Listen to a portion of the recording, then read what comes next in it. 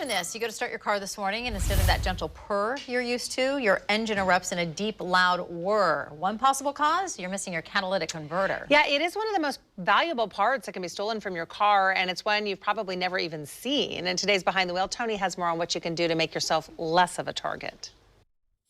When you think about things being stolen from your car, your stereo might come to mind, or things laying on the front seat. But right here, this is what thieves are really looking for. So this is the catalytic converter right here. Ah, yes, the catalytic converter. It's an exhaust emissions component that reduces the toxic pollutants that come out of the engine. And if your car is less than 45 years old, which it probably is, and has a combustion engine, which it probably does, you've got one, and thieves would love to have it.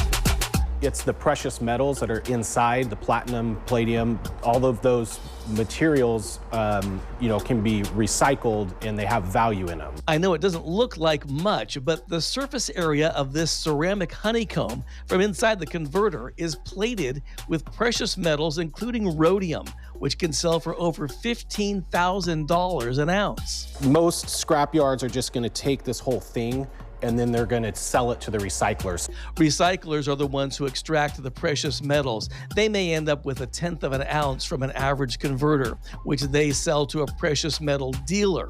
The person who cuts the converter off your car really is just passing it along for a quick buck. It really ranges. Some are worth 50 bucks. Some have been worth up to like $700. It really just depends on how big the catalyst is and how much precious metals are actually in it. Not a bad payday for a couple of minutes work. I mean, it'd be 1 cut, 2 cut, and the cat's out. The theft of catalytic converters has become such a big issue in our state that the Oregon Senate is considering a bill that would prohibit scrap metal dealers from buying converters from anyone but commercial vendors. If your converter is taken, you'll know the minute you start your car because the sound is unmistakable.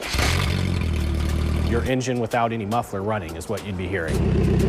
And you'll smell exhaust. So you'd have all that exhaust gas going straight into the vehicle. And then you or your insurance company will have to pay to replace it. At least, $1,500 to $2,000 on average. And it all depends on the year, make, and model, but they're not cheap to buy a factory cat. No plan to prevent this type of theft is foolproof. If you try to put something around the catalytic converter, they could also just cut straight through that when they're cutting the catalytic converter out. So that might not stop a thief, but it could deter them or slow them down. The best advice really comes down to common sense.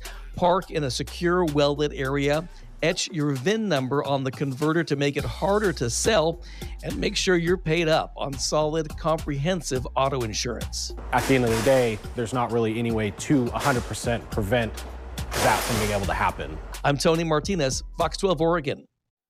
So frustrating because it feels like there's nothing you can do. So Tony, I have a question for you. If somebody can afford to replace it, right, and this happens to them, what's the can you operate your car without it? Does it hurt your engine? I mean, it's not going to ruin your engine to have it out, but you'll have to replace it because you'd be violating emissions laws for one. And just like we pointed out there, the emissions that normally go out the tailpipe behind the car would just sort of be rising up into the passenger compartment, which obviously would not be a good situation. Well, and less of a problem, you'll annoy your neighbors. Yes.